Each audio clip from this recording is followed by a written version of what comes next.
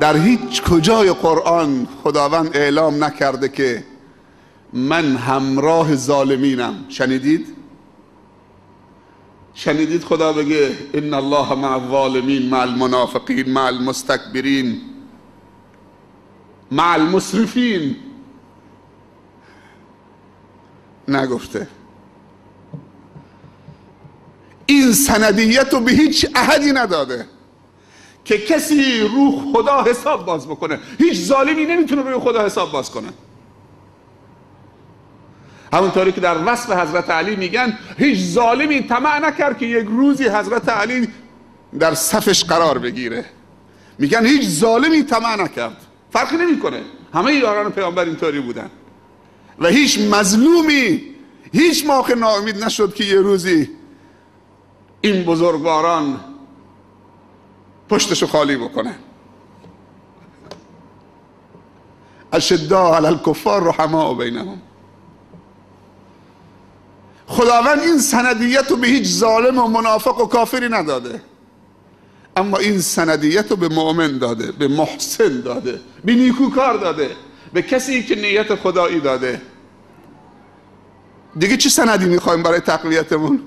برای اینکه انگیزه در ما ایجاد بکنه. ما دو تا مسئله داریم، یکی این که خدا از فلانی راضی باشه، ثواب بهش بده، این یک طرف قضیه است. نه هر کسی که خدا بهش رحم میکنه ثواب بهش میده خدا همراهشه.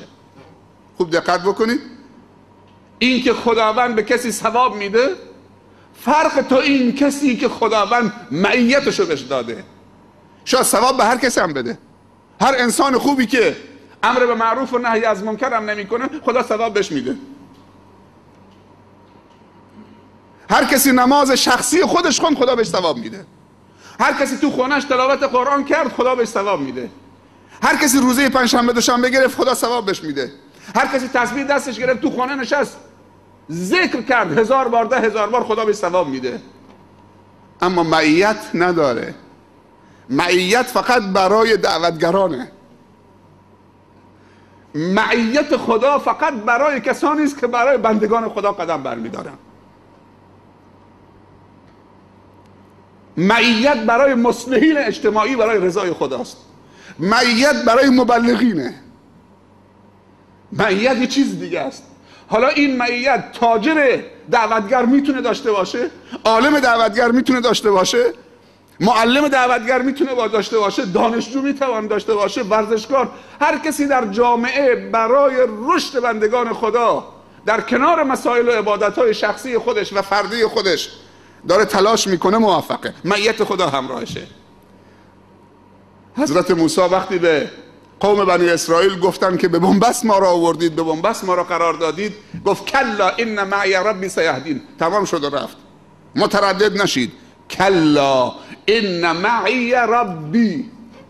کلا کلمه زجره، توبیخه. دیگه این حرفا تکرار نکنید. ان معی ربی. نماز شخصی خوندن و عبادت شخصی کردن کافی نیست برای معیت خدا و سندیت خدا در زندگیت. فلانی کاری به خیر و شر جامعه نداره، خیلی آدم خوبیه. تعریف آدم خوب چیه؟ نماز 5 وقتش میخونه، روزه رمضانش میگیره، تلاوت بعد از نماز صبحش بود نمیشه، ذکر و دعاش بود نمیشه. خب اینا که هم مال خودشه. برای بندگان خدا چه کار کرده؟ اینا که هم برای خودشه، منتی نیست. کلا ان معی ربی. معیت فقط مال. حالا اگر معیت میخوای ان تنصر الله ینصرکم، تموم شد.